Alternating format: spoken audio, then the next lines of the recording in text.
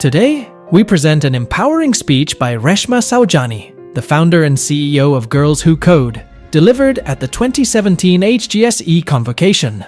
In this inspiring talk, Saujani discusses the importance of bravery over perfection and how women can overcome societal and structural barriers. She challenges women to embrace risks, lead with courage, and take their rightful place in shaping the future of technology and automation. Graduates, deans, parents, and guests, thank you for inviting me to share this day with you. Thank you, Meg, for that powerful speech. The future is in good hands. I know it's traditional for a commencement speaker to start off with a joke, but anyone who knows me knows that I'm super impatient and a little ADD, so I'm just going to cut to the chase. You are graduating at a crazy time in history. I'm talking like top 5 earth-shattering, paradigm-shifting moments in human existence.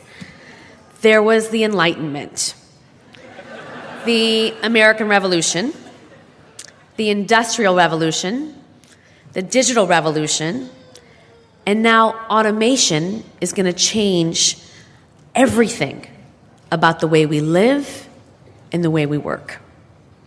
According to McKinsey, 45% of the tasks that people do manually are going to be automated using current technology alone. And the pace of innovation, it's never been faster. That means the future is going to look nothing like the present. Now, I'm not a historian, but I've been thinking about those other revolutions, the ones I mentioned a second ago, and it turns out they have some things in common. Like they brought sweeping change to the world. They were the product of incredible vision, courage, and creativity. And, oh yeah, they were led by white guys. Now, don't get me wrong. I love white guys. It's true. White guys they're some of my best friends. They are. But let's be real. They have never had a monopoly on good ideas. They've just occupied a platform that the rest of us haven't had access to. And the good news is that platform, it's no longer out of reach. In the last half century alone, women and people of color, we've been climbing. Women now earn the majority of bachelor's, master's, and doctoral degrees. So graduates, give yourself a big pat on the back.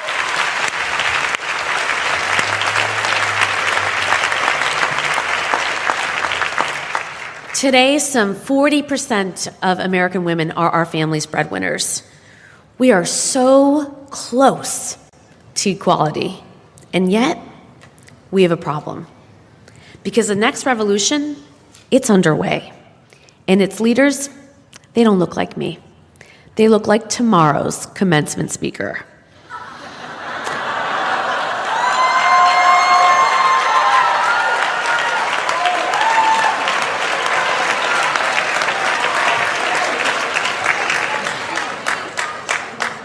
And look, I don't mean any shade to Zuckerberg. He's brilliant, and he's a really good guy, right? But America, it's a big, beautiful, diverse country. And for all the progress that we've made, we are still vastly underrepresented in Congress, in the C-suite, and then in the tech community. So why? Why aren't there more women in power? There's no question that it's a structural problem. From workplace discrimination to systematic sexism to the lack of paid leave and affordable daycare, women just face extraordinary challenges that men just don't. But there's another challenge that we face, and it's not structural, it's cultural. In our society, we train our boys to be brave, to throw caution to the wind and follow their passions. And we train our girls to be perfect, to please, to play it safe, and to always get straight A's. The result? Girls are kicking butt in the classroom, but they're falling behind in the real world. And that's because in the real world, success is the product of bravery and not perfection. And if we don't start teaching our girls to be brave, they're going to miss their chance to code the future in Silicon Valley, to build the future in the C-suite, and to legislate the future in Congress.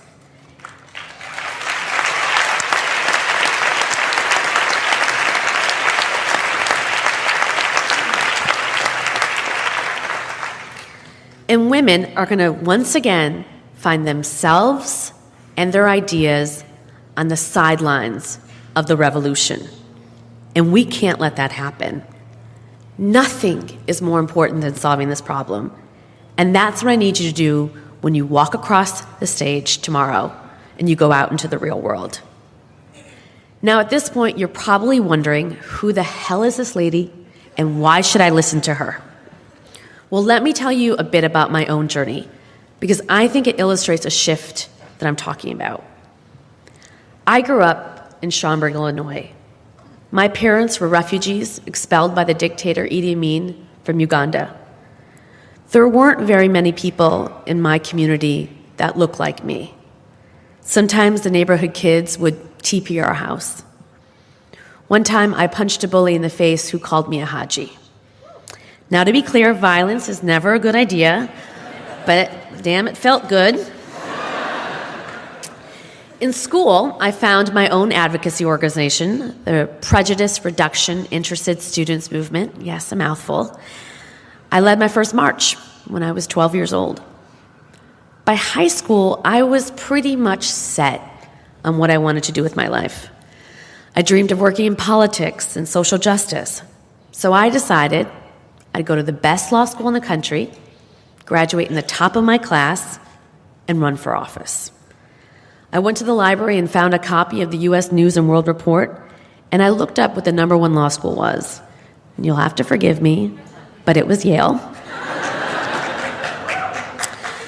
I photocopied that page, and I tacked it to my wall.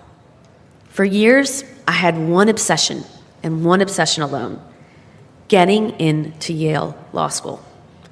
And then the time finally came. I finished college in 3 years, took the LSAT, and applied to my dream school. And I didn't get in. So I came here to Harvard to study public policy and the Kennedy School.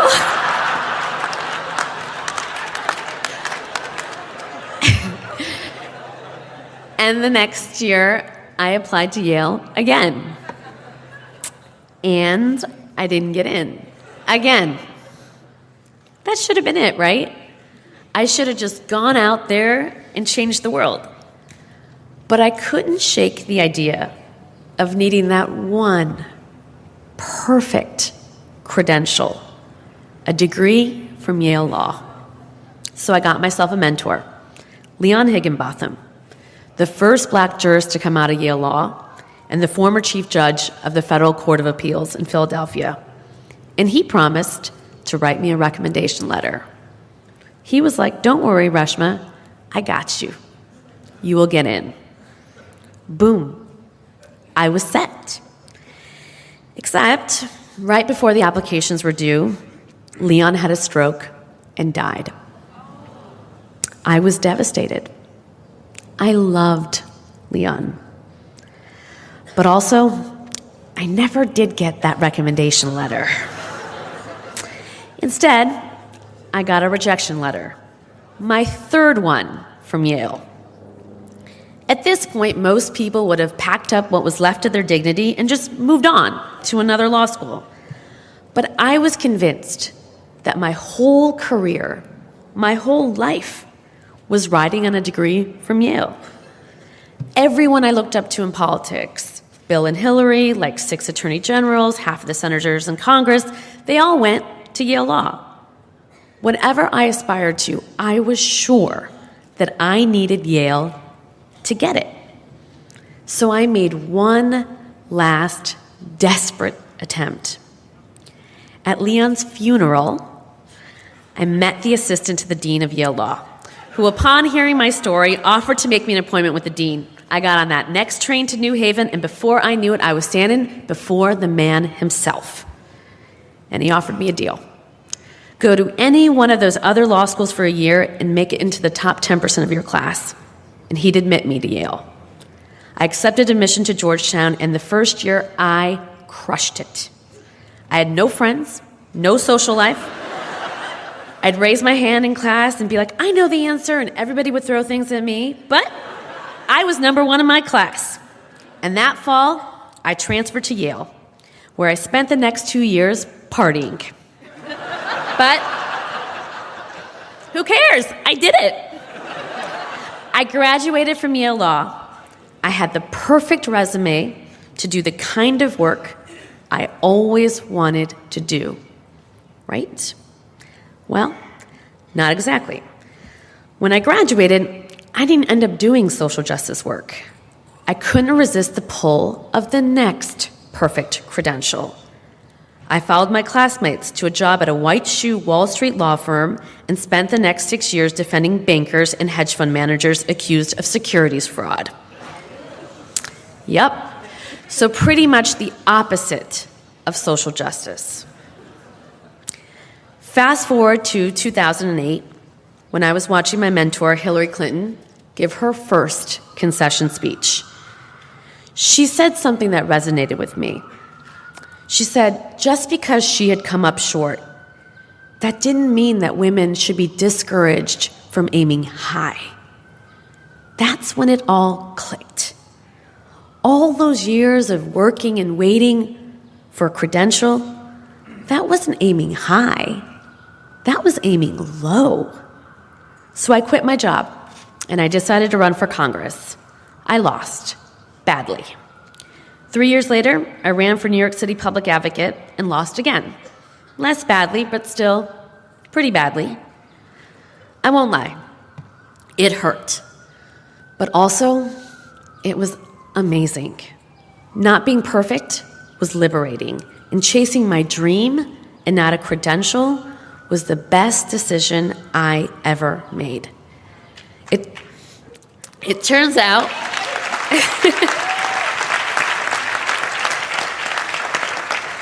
it turns out that when you get a taste for being brave, it's kind of like a rush. It's hard to stop. And that's how I started Girls Who Code. During my first campaign, I visited a lot of New York City public schools, and I would go into their computer labs, and I'd see labs full of boys learning to code. No girls in sight. I was baffled. I mean, I knew that Silicon Valley was a boys' club, but I didn't know that that club started in high school. And that pissed me off. I wanted to do something about it. But this time, I didn't ask anybody for permission. I didn't wait until I had that perfect credential. I didn't even bother to learn how to code. I just went for it.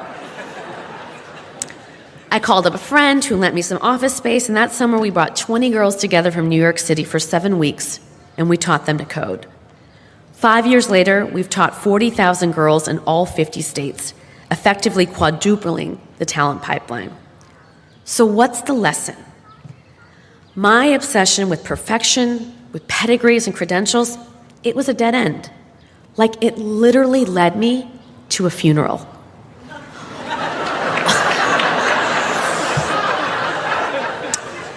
All that time that I spent chasing Yale was time that I could have been used to actually make a difference in the world. Bravery, not perfection, was the key that has unlocked every door that I have walked through since. Mark Zuckerberg gets that, by the way. Right? He was just a sophomore when he dropped out of Harvard to start Facebook. He could have totally failed with no bachelor's degree to fall back on, but he just went for it. It's such a white guy thing to do. But it took me 33 years to figure out that brown girls, we can do white guy things too.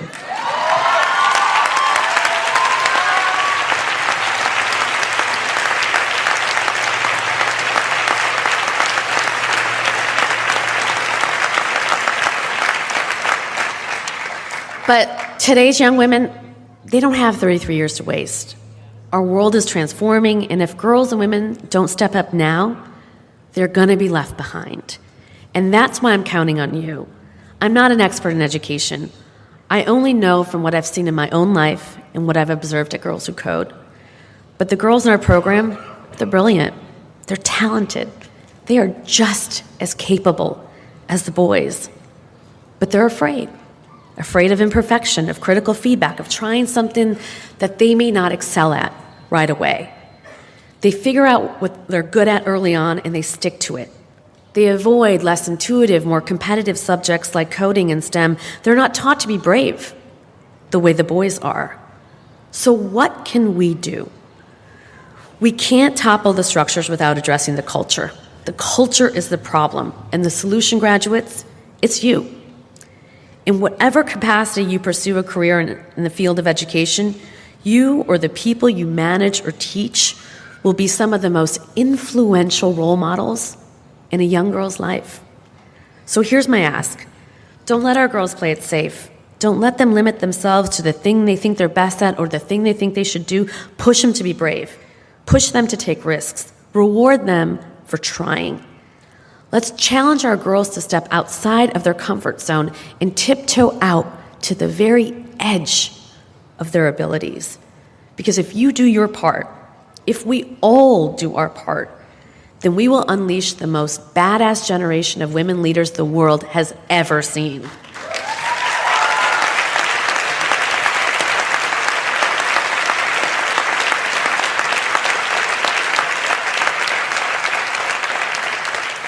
I know every graduation speaker says it, but class of 2017, you are really going to change the world. Thank you, and congratulations. Visit our site, EnglishSpeechChannel.com, for exclusive access to video transcripts, offline audio, English lessons, and private classes. Don't forget to explore our free and new ebooks. Also, subscribe to our weekly newsletter for the latest updates. Links in the description below. Thanks for your support.